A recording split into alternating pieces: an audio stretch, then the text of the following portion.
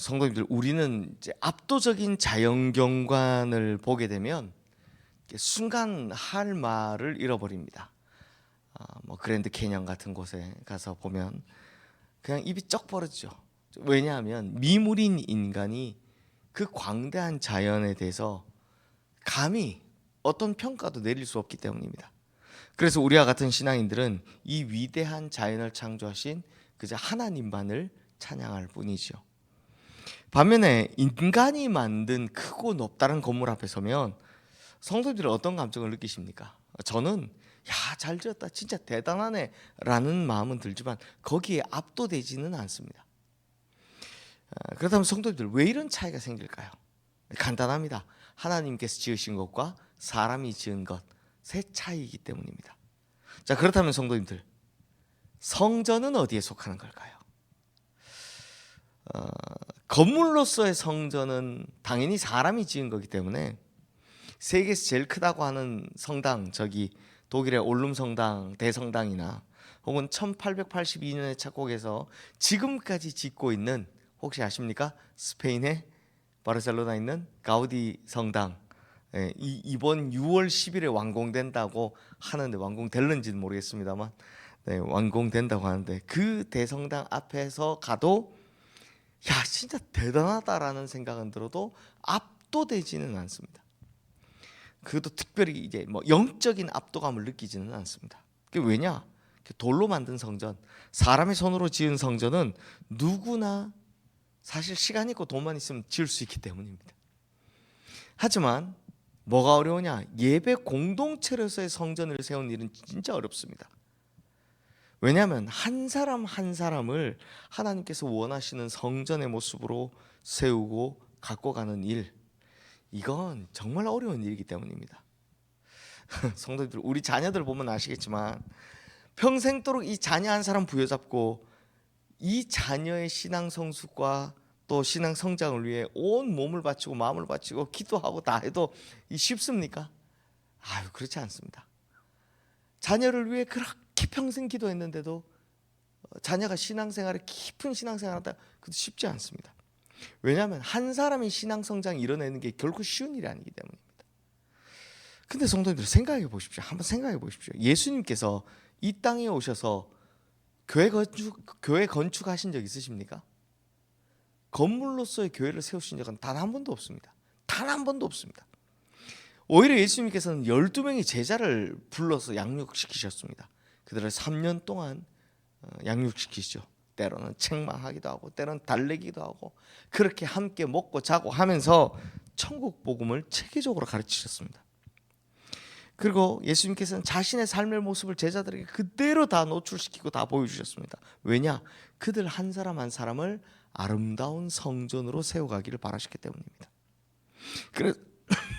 죄송합니다. 그래서 오늘 우리가 읽은 말씀에 보면 하나님께서 성전 건축의 책임을 맡은 스룹바벨에게 건물로서의 성전을 짓는 사람이지만 건물로서의 성전이 아니라 사람을 세우는 귀한 성전을 지으라 라고 말씀하시는 겁니다.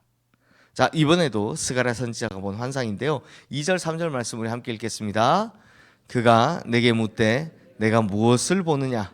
내가 대답하되 내가 보니 숭금 등잔대가 있는데 그 위에는 기름 그릇이 있고 또 그 기름 그릇 위에 7 등잔이 있으며 그 기름 그릇 위에 있는 등잔을 위해서 7 관이 있고. 자, 선지자가 본 환상이 크게 두 가지였습니다. 하나는 숭금 등잔대, 또 하나는 두 감람나무, 두 그루의 감람나무, 이거였습니다. 선지자가 이게 뭔지 궁금해서 이제 질문을 하는데요, 하나님께서는 갑자기 스룹바벨에 대해서 언급을 하십니다. 총독이죠.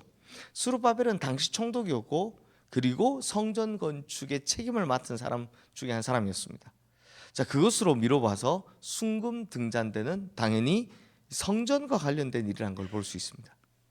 그리고 하나님께서는 스가랴 선지자에게 스룹바벨에게 이 말을 전하라고 하십니다. 우리 6절 말씀 함께 읽겠습니다. 그가 내게 대답하여 이르되 여호와께서 스룹바벨에게 하신 말씀이 이러하니라. 만군의 여호와께서 말씀하시되 이는 힘으로 되지 아니하며 능력으로 되지 아니하고 오직 나의 영으로 되느니라. 아멘. 참, 성도님들, 이 스가랴 4장 6절 말씀은 제 인생에서도 큰 획을 그은 말씀인데요. 정말 저에게는 정말 큰 응답이 왔던 말씀이었는데요. 뭐라고 이야기하냐? 성전을 짓는 것은 사람의 힘이나 능력으로 되지 않고 오직 하나님의 영으로만 되는 것이다 라고 말씀하는 겁니다. 힘도 아니라 능력도 아니라 하나님의 영으로 된다. 스룹바벨이 포로에서 귀환해서 처음으로 성전 재건의 중책을 마쳤을 때 아마 사실 이거 쉽게 생각했을 겁니다. 왜냐하면 에스겔 선지자를 통해서 주신 성전 조감도가 이미 자기 손에 있었기 때문입니다. 게다가 규모로는 보면 솔로몬 성전에 비할 바가 못 되죠. 그냥 아담한 성전입니다. 그러니까 뭐라고 생각했냐? 백성들이 조금만 힘내서 하면 이게 금방 끝나겠다. 이 생각을 당연히 했을 겁니다. 그런데 생각대로 안 됩니다. 생각대로 되지가 않습니다. 성전 기초만 닦아놓고 16년이라는 시간이 흘러버린 겁니다. 그 세월 동안 사람들은 이 핑계 저 핑계 대는 거죠. 자기 집을 짓느라 여념이 없습니다. 편백한 집을 짓느라고요.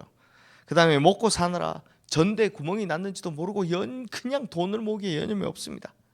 이게 우리가 학계에서 본 거 아닙니까? 그리고 우리가 어제 본 바대로 사람들은 대제사장 여호수아를 두고 뒤에서 손가락질했습니다. 야, 니네 아버지가 그런데 네가 무슨 성전 건축한다고? 그 때문에 성전 재건은 진도가 나가지 않고요. 그렇게 16년이 흘러가 버린 겁니다.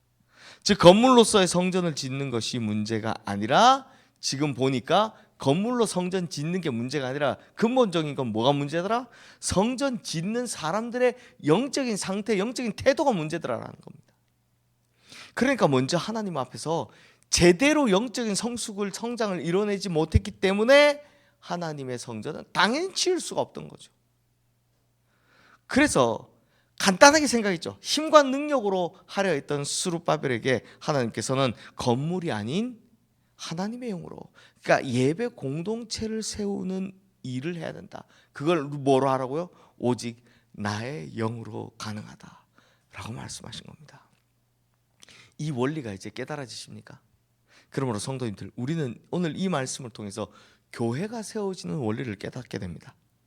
교회는, 하나님께 세우신 교회는 절대 건물이 아닙니다. 만약 교회가 건물이었다면 예수님께서 이 땅에 오셔서 건물만 막 여러 채를 지으셨을 겁니다.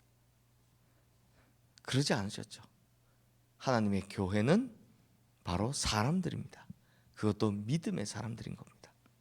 그리고 믿음의 사람은 사람이 세우는 것이 아니라 하나님께 세우시는 것이고 하나님의 영으로 세워지는 것이다 라는 거죠. 그러므로 하나님께서는 스룹바벨에게 너의 힘과 능력으로 하지 마라 라고 말씀하신 겁니다. 성전 건축은 하나님의 영으로 하는 것이니까 하나님의 영을 의지하고 그 앞에 무릎 꿇고 오히려 위대한 역사 세우기에 힘쓰라 라고 말씀하신 겁니다. 그리고 7절 말씀 함께 읽겠습니다. 큰 산아 내가 무엇이냐? 내가 스룹바벨 앞에서 평지가 되리라. 그가 머릿돌을 내놓을 때 무리가 외치기를 은총이 그에게 있을지어다 하리라 하셨고, 자, 스룹바벨 앞에 큰 산이 놓여 있었습니다. 이 큰 산은 뭘까요? 아무래도 어려움이겠죠. 사람들의 교만, 혹은 대제사장 여호수아를 비난하는 사탄의 계계와 백성들의 더러운 입술들, 또 하나 되지 못한 마음들, 여러 가지 문제들이 큰 산처럼 쌓여 있었습니다. 그런데 이것들이 이제는 평지가 될 거라고 말씀해 주시는 거죠. 그러므로 이건 스룹바벨의 능력으로 되는 것이 아니라 오직 위로부터 주시는 하나님의 은총으로만 가능하다라는 겁니다. 사랑하는 성도님들, 우리가 교회를 세우기 위해서 우리 앞에 있는 큰 산을 치워나갈 때 그게 나의 능력으로 하려고 해서는 되는 게 없는 겁니다. 무슨 일이든 간에 내 능력으로 해서는 되는 게 없는 겁니다. 그러니 내가 할 수 없는 것은 오직 하나님의 은총으로 되는 것임을 믿으셔야 합니다. 그러니 내가 할 수 없는 일에 하나님의 은혜가 부어지기를 소망해야 한다는 겁니다. 바로 그때 역사가 일어납니다. 9절 말씀 함께 읽겠습니다. 스룹바벨의 손이 이 성전의 기초를 놓았은즉 그의 손이 또한 그 일을 마치리라 하셨나니 만군의 여호와께서 나를 너희에게 보내신 줄을 내가 알리라 하셨느니라.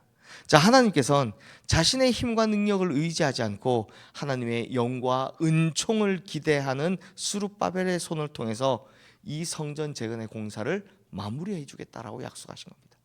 시작도 스룹바벨이고 마무리도 스룹바벨일 거다라고 약속해 주신 겁니다. 그러므로 중요한 것은 오늘 우리가 계속해서 하는 말이 뭡니까? 우리가 하나님 앞에서 하나님의 능력만을 구해야 한다라는 겁니다. 하나님의 은혜만을 구해야 한다라는 겁니다. 결국 이 일이 되려면 누가 해야 됩니까? 하나님의 영으로 가능하다라는 겁니다. 자, 마지막으로 14절 말씀 함께 읽겠습니다. 이르되 이는 기름 부음 받은 자 둘이니 온 세상에 주 앞에 서 있는 자니라 하더라. 자, 스가랴 선지자는 앞서 본 3절에 나오는 이 두 감람나무가 무슨 의미인지를 질문을 했었습니다. 그러니까 하나님께서는 당신 앞에 서 있는 두 사람이다 라고 말씀하셨죠. 이 둘이 누구였습니까? 당연히 스룹바벨, 총독 스룹바벨과 대제사장 여호수아인 거죠. 성도님들, 그러면 왜 감람나무일까요? 감람나무는 어떤 나무입니까? 감람나무 짜면 무슨 기름이 나옵니까? 감람류. 네. 그 요즘 표현으로 하면 잘 드시는데 올리브 기름, 올리브유. 네. 올리브 기름이 바로 이 감람나무에서 나옵니다. 근데 올리브 기름은 언제 사용했을까요? 감람류는 바로 하나님의 종을 세울 때 사용했습니다. 우리 삼중직이라고 흔히 하죠. 왕, 제사장, 선지자를 세우는 자리에 바로 이 기름 붓는다 하죠. 바로 그 기름 부음에 사용했던 것이 이 올리브 감람류였습니다. 그러므로 스룹바벨과 여호수아 이 두 사람은 지금 무슨 이야기하냐? 두 감람나무다 말은 하나님께서 기름 부어 세우신 자들이다 라는 뜻인 겁니다. 그러니 성도님들, 보기에는 건물로서의 교회를 세우는 일에 하나님께서 그들을 불러 세우신 것처럼 보이지만 속 내용을 보면 결국은 누구를 세웁니까? 사람 세우는 일에 바로 이 두 사람이 쓰임 받는다라는 뜻입니다. 그러므로 이 두 사람이 앞으로 해나가야 할 가장 중요한 일은 뭡니까? 사람을 세워가는 일이다. 그게 되면 성전 건축도 자연히 된다라는 겁니다. 마찬가지입니다. 지금 이 시대의 목회자들, 성도들이 온 마음을 다해 해야 할 일이 뭘까? 성전 건축일까요? 아닙니다. 사람을 바르게 세우는 일입니다. 사람이 역사를 바꾸고요, 하나님의 능력을 입은 사람이 세상을 풍성하고 아름답게 만들어 갈 것이기 때문입니다. 하나님의 은혜를 입은 사람들이 교회를 새롭고 아름답게 만들어 갈 것이기 때문입니다. 교회의 사명 역시 결국은 사람을 세우는 일입니다. 능력 있는 사람, 성령에 사로잡힌 사람, 이 능력은 사람적인 능력이 아니라 성령의 능력이죠. 그 성령에 사로잡힌 사람을 세우게 되면 그들을 통해서 교회가 풍성하게 되고 이 세상에 선한 영향력들을 끼치게 된다는 겁니다. 그러므로 하나님께서는 이 두 사람에게 사람 세우는 의무를 부여하셨던 겁니다. 마지막으로 성도님들, 마지막이 두 번이라 죄송합니다. 딱 하나만 더 보면, 제가 이 부분을 빼려고 했는데 이건 꼭 하고 가야 되겠다 싶어서 하나만 딱 더 보면, 자, 성도님들, 스룹바벨하고 여호수아하고요, 우리가 쭉 보고 있지만 훌륭한 점이 하나 있습니다. 그러니까 사실 스룹바벨, 이 총독 스룹바벨, 대제사장 여호수아의 뭐 말 한마디도 성경에 나오는 건 없습니다. 학개 선지자 그리고 스가랴 선지자를 통해서 이게 기록이 되고 있지만, 제가 이 두 사람을 보면서 잘하는 게 하나 있다는 생각이 듭니다. 그게 뭐냐? 16년 동안, 지금 돌아오고 나서 16년 동안 성전 건축이 지연됐는데 이 둘이요, 도망가지 않았다는 겁니다. 포기하지 않았다는 겁니다. 사실 안 되네, 16년이 안 되면 안 되네, 포기할 만하지 않습니까? 그리고 사람들한테 그렇게, 야, 니네 아버지가 뭐 그랬잖아, 잘못했잖아, 뭐 이러면 포기할 만하지 않습니까? 아유, 나 그만할란다, 도망가고 싶지 않습니까? 그런데 이 둘이 참 대단한 게요, 절대 도망가진 않습니다. 포기하지 않습니다. 특히 여호수아는, 대제사장 여호수아는 어제 우리가 본 대로 그 아버지 문제로 사람들이 책망하고 수군거리고 하지만 끝까지 그 사명의 자리를 놓지 않았습니다.